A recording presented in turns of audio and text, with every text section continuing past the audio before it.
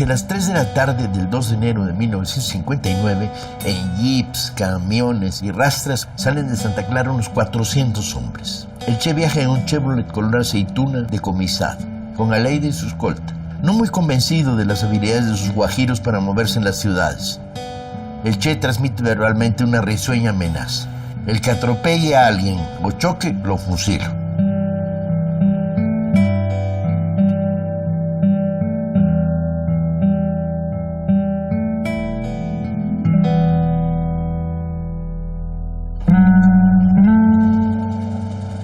A la altura de Cuatro Caminos tomamos a la izquierda.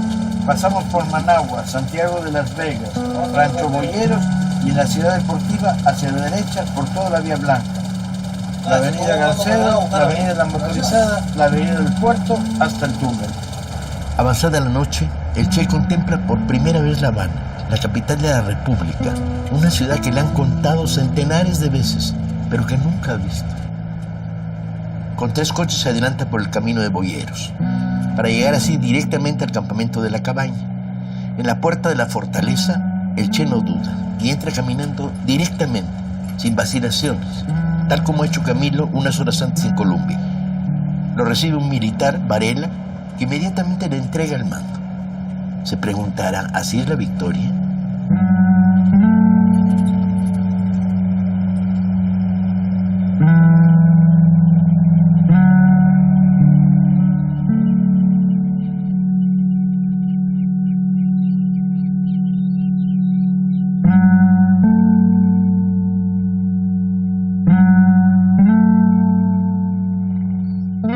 Pensábamos que íbamos a combatir, pero no, se nos... Pero en la columna que venían, ya llegan a La Habana de noche, ¿no? Llegamos al amanecer nosotros. El Camilo llegó por la noche, por la tardecita. Y nosotros llegamos al amanecer. ¿Y quién conocía La Habana de ustedes? Ninguno, por lo menos de nosotros, de la columna de nosotros, ninguno. Camilo sí conocía La Habana. ¿Cómo se guiaron en la noche en La Habana? Nada, preguntando si ella agarró. ¿Y iban parando la columna y preguntando? No. ¿No había nadie en la calle? La columna vino hasta La Habana y no, porque fuimos directamente a la cabaña.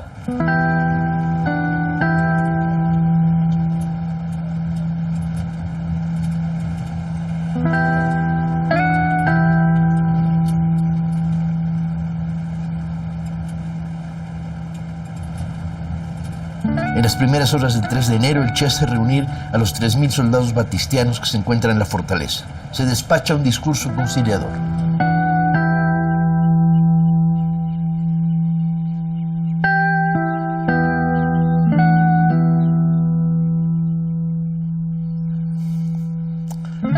La gracia del rifle este es que es el M1 que va a usar en Pinal del Río.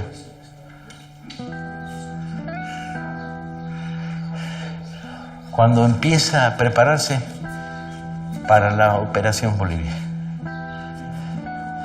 Y que hay una cámara original del Che aquí. Y el escritorio del despacho de comandante de la cabaña.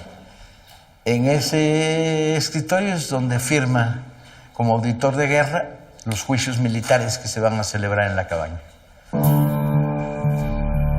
Y esta era la casa de Fernández Miranda, el cuñado Batista. Y entonces esta fue la casa que hagamos por vivir nosotros.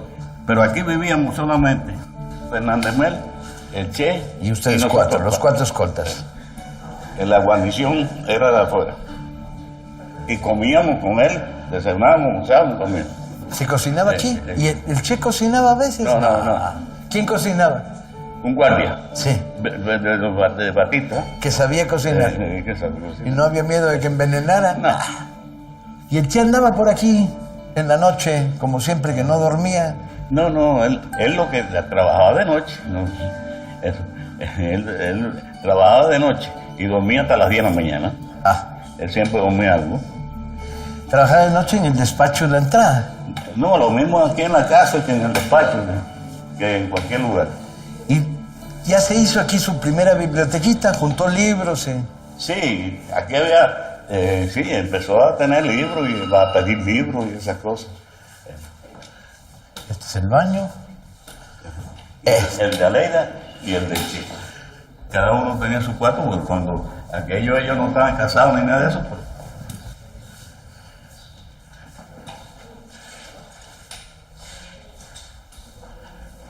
El de él era el de allí y nosotros teníamos estos dos de eso. Y entonces Fernández Mel tenía ese. Que era el primero que él escogía. El primer cuarto que él escogía decía, es el de Oscarito. Y estos dos son los de ustedes cuatro. El Che nunca tuvo muchos amigos íntimos, amigos cercanos, pero Oscar sí era uno de ellos, ¿no? Oscarito era un subordinado de él. Pero muy amigo, ¿no? Sí, porque después se fue con él para el Congo. Para el Congo. Y era médico, Oscar era médico. Entonces eran médicos los dos. Entonces ya había una afinidad profesional. Yo quisiera, antes de que se retirara, por favor, darle los agradecimientos por haber escogido el escenario y tener la dicha de haberlo tenido usted nuevamente acá, en esta que fue su casa también. Y bueno, para nosotros es una gran alegría cada vez que encontramos a estas personas que vivieron la historia real. Y aquí queda su casa abierta. Muchas gracias. Ha sido un gran placer. Que tengan un lindo día y que logren su documental, por favor. Muchas gracias, man. Gracias a todos.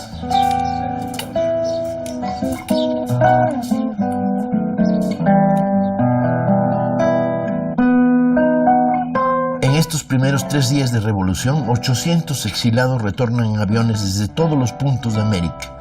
Fidel muy lentamente, consolidando la victoria política, más que asegurando la victoria militar, avanza hacia La Habana en triunfo.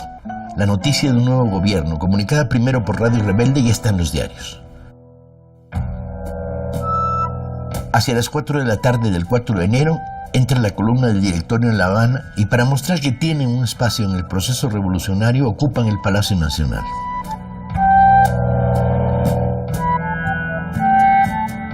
El Che se desplaza en una avioneta al aeropuerto de Camagüey, en el centro de la isla, para informarle a Fidel sobre los conflictos internos que tiene con el directorio y lo que está pasando en Palacio Nacional. Los comandantes no se han visto desde hace casi 6 meses. La entrevista se produce en el aeropuerto y más tarde se une a ella el presidente Urrutia, quien llegó en avión desde Santiago. El fotógrafo de la Worldwide registra a Fidel y el Che sonrientes, conspirando. El 5 de enero Urrutia aterriza en el aeropuerto de Boyeros, en las afueras de La Habana. Una foto sitúa al presidente flanqueado por Camilo, el jefe de las fuerzas rebeldes en la capital, y al Che. ¿Por acá o por allá? El director nos está esperando en la oficina. Salen en el programa que hicimos de guiteras. Para hacer el programa de guiteras estuvimos aquí. Claro. Muy buenas. Bienvenido nuevamente. ¿Ya se vieron en besito. televisión? Claro que nos vimos, todo el mundo me ha dicho, ay, lo vimos, lo vimos. Guapísimas salieron en tele. Pasa. Muy buenas. Compadre, déjeme. ¿Cómo está? Y cuando yo veía eso, dije, coño, por fin un acto de justicia con guitera, compadre, se lo merece. Pero algo mejor todavía. La gran sorpresa es que en México la gente nos habla de guiteras. Nunca habían oído hablar de él. Nos tropezamos un ecuatoriano. ¡Qué bueno lo de guiteras! En Argentina, o sea, el programa ha recorrido América Latina de punta a rabo. Y ahora que repitan, doble. Qué bueno, de verdad. Pero muy buen muchas programa. gracias, no, hombre, a que usted caramba, la ¿dónde ves? Porque aportación? además se lo debíamos a guitera. Es el 5 de enero del 59. Sí.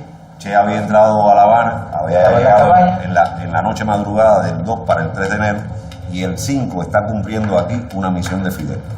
En las horas previas, él había viajado a Camagüey, se había entrevistado con Fidel y le habían preparado las cosas de modo que había que crear las condiciones para recibir al presidente Urrutia aquí. Y Che y Camilo son los encargados de crear las condiciones aquí. Y de impedir que el directorio... Así mismo, es decir, para que no ocurrieran circunstancias Tensiones, difíciles. Era necesario, por encima de todo, la estabilidad de la revolución en ese momento, ¿no? Hay muestras fotográficas de entonces. Y fotografías a Camilo y al Che en un grupo de fotos, los capta en la relación particular Entre ellos dos. conversando, encendiendo la fosforera para que el otro encendiera el tabaco Y hay un testimonio sobre eso. De tal manera que cuando entra el 5 de enero, el presidente Urruti aquí, quienes habían garantizado la debida seguridad del equipo de gobierno y su presidente, eran el Che y Camilo. Me contaron una muy buena de ese día. Las milicias del 26 de La Habana, que andaban por fuera del palacio, no conocían al Che y no lo dejaban entrar. Y entonces el Che tuvo que sacar lo argentino que traía dentro de su alma y dijo, yo soy el Che, y pasar para adelante. Claro, el Che no conocía La Habana, ni el movimiento decía el argentino, no había fotos de él. Ni siquiera, claro, no sabía... ¿Quién era? Digamos, no se había hecho pública, masiva, la imagen del Che que después ya todos conocimos, ¿no?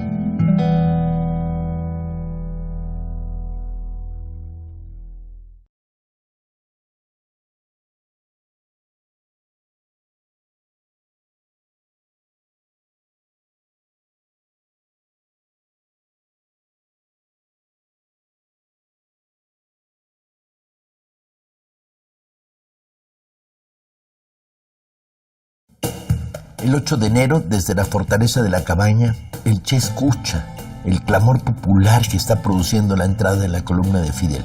Con unos prismáticos observa el primer himno de Fidel acompañado por Camilo, encabeza la columna en medio de la multitud que impide materialmente el paso. En enero de 1959, la hora, por un lado, de la necesidad de respiro, de descanso, de paz que el Che ha acumulado en estos meses. Por otro lado, se nota, se siente el afecto que lo une a su madre. Celia y él están sentados en un sillón. La madre tiene una taza de café y parece hablarle. El Che está recostado en el respaldo. A su lado se encuentra su pequeño hermano Juan Martín. Le dije, ¿qué va a hacer de tu vida como médico? Si quedo pensando un momento y me dice, mira, me dice, como vos te llamás lo mismo que yo, pones un letrerito en la puerta de tu escritorio que diga doctor Guevara y entonces ya tenés derecho a empezar a destripar gente, ¿no? Bueno, era muy gracioso, pero después vino yo lo llamé al orden, no, vamos a hablar en serio, tío. Y me dijo esta palabra más o menos, no sé en qué lado del mundo dejaré los huesos. Yo, capitán, unas barbas por aquí, un pelo por acá. Imagínate tú, ya a la semana yo andaba con un traje verde olivo satinado, unas botas de tubo, las punticas del pelo recortadas, la barba arregladita, un rabo de mula que me hacían las muchachas, toda esta cosa. Y en esas condiciones, pues se me ocurre ir a saludar al Che a la cabaña. Se presenta el capitán Julio Chaviano Fundora, jefe escuadrón 43 de Colón. Ordene. Che. Oye, Che. Aleida. Entra Aleida. Te dije que le dijera a Julito que pasara. Che, pero si mira a Julito ahí. Sé quién. Esto. Este mamarracho de... No, cabrón. No, y otras cosas más fuertes todavía. Yo quiero que pase el capitán de mi fe, el que tiene que estar en Colón sin bañarse, sin comer, sin dormir, haciendo revolución. Ese es el que yo quiero aquí. Esta mierda se va o la manda a fusilar. Coño, era duro, ¿eh? Era duro. Pero me sirvió muchísimo. Era duro. Pero me sirvió muchísimo. Porque todavía en aquellos tiempos, de verdad, que había que estar en eso. Yo estaba en otra cosa, yo estaba en la bobería. Porque tuve que agradecerle. Hay muchas cosas que yo tengo que agradecerle. Muchos ejemplos, muchas enseñanzas que tengo que agradecerle a ese hombre. A mí, que tiene un lugar muy grande. Saliste corriendo de la oficina. No, me fui de allí. Te cortaste el pelo y volviste. Muchacho. No, el pelo no, la barba de pelo sí, pero sí volví a una vida normal, no. Me dediqué al trabajo. El 27 de enero, el Che da una conferencia en la Sociedad Nuestro Tiempo. Ahí encuentra el eje, el sentido de su presencia, su lugar en el proceso. No olvidar los contenidos sociales de la revolución, y en particular los contenidos agraristas. Hay que hacer una revolución agraria, luchar en los campos, en las montañas, y de ahí llevar la revolución a las ciudades.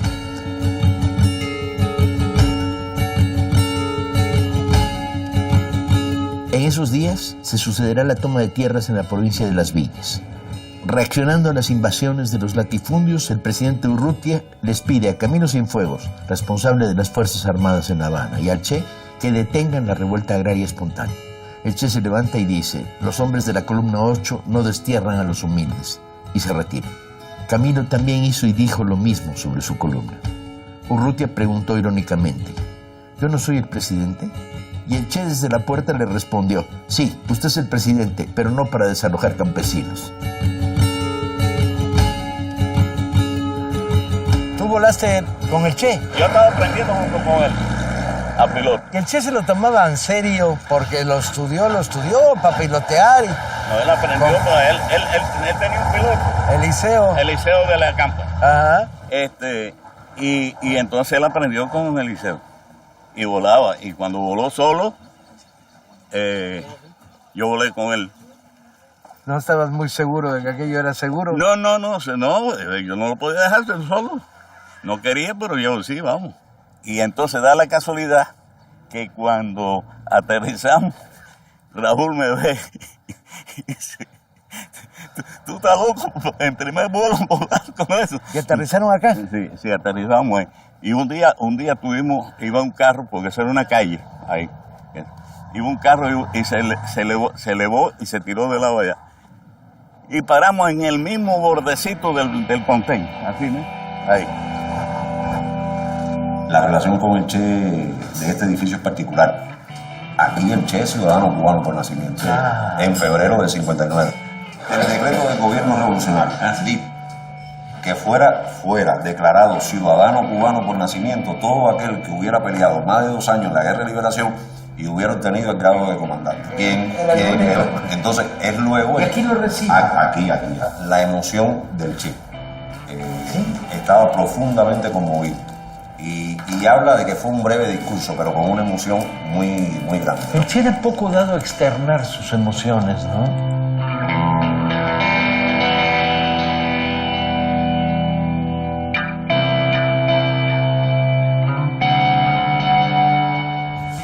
Usted sabe que cuando lo entierran, alguna mano generosa cubrió el cadáver. Vamos a ponerlo aquí, profe. Cubrió el cadáver con una chaqueta, que no era la chaqueta que tenía puesta el Che, que era al parecer una chaqueta de algún miembro del ejército, y cubrió el cadáver con esa chaqueta a modo de sudario, ¿no? Ajá. 30 años después, cuando el equipo de especialistas cubanos trabaja en la localización, La trajeron de Bolivia. y la hallaron. Es la chaqueta que está cubriendo en ese momento los restos del Che, y que increíblemente, 30 años después, está prácticamente intacta. Aquí está, ¿no? ¿De quién era originalmente? Puesto que alguien del ejército. Del ejército boliviano. Yo supongo que debe. Pero no tiene... No tiene ninguna insignia militar. Ni insignia ni nada. ¿Y esta cómo llegó aquí? Es una donación de Calixto García, comandante del ejército rebelde. La casa de Calixto. La dejó olvidada en su casa. Olvidada. Que corresponde a la foto de Corda. Curioso. El Che andaba perdiendo siempre su chaqueta, dejó olvidada aún el día de su boda en casa de Castellanos. Bueno, no lo yo le decía viste que cuando las me piezas enseñan a que entrar. atesora el museo está esta, que también tiene, a nuestro modo de ver, un valor importante. Se trata porque en ella el Che dejó testimonio de su participación en los primeros combates del ejército rebelde. Puede haber sido la pipa donde aprendió a fumar. Sí, bueno. El Che aprendió a fumar en Cuba. Así es, no tuvo ese fumaba. hábito No fumaba. Y empieza a fumar porque alguien le dice que el tabaco espanta a los mosquitos. Primero empieza en pipa y luego ya se pasa al habano.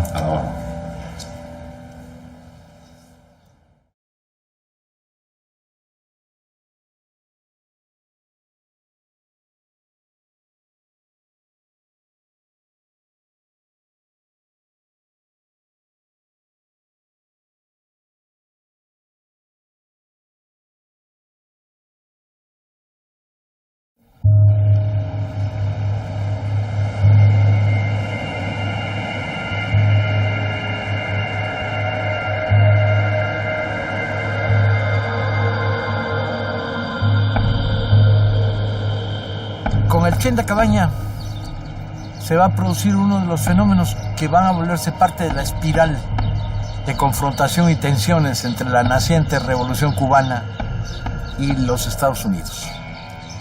Y tiene una lógica interna muy profunda y además una lógica histórica.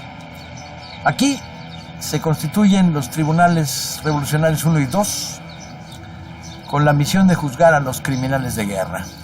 El clima está caliente en La Habana. En televisión, los diarios, las estaciones de radio han estado informando de lo que no se pudo contar por la censura durante los 3 últimos años.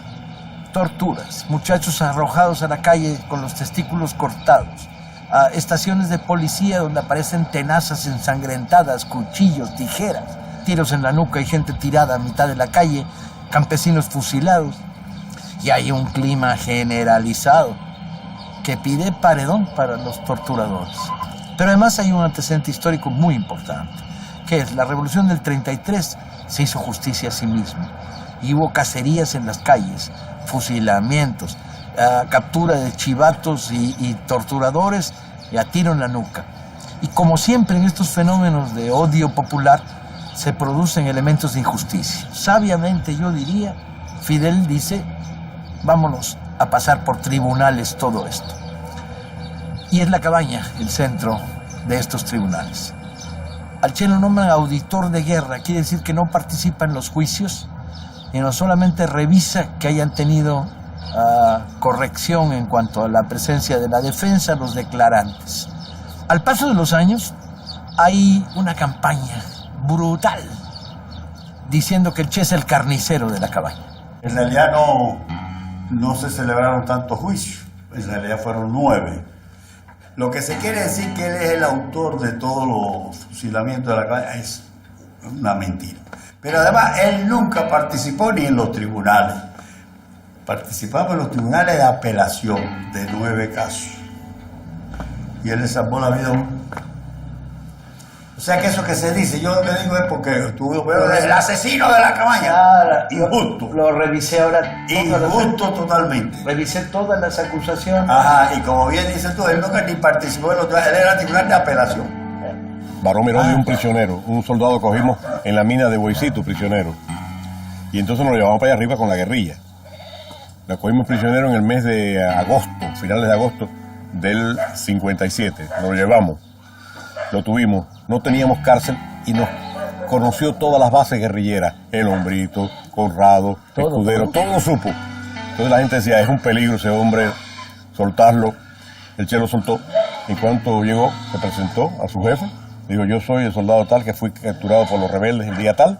Por lo tanto, le dijeron, tu misión para demostrarnos que tú eres fiel a nosotros, que tú no eres un espía rebelde, es detéctame a todos los campesinos que sean colaboradores y que ayuden a la guerrilla. Y cumplió esa parte.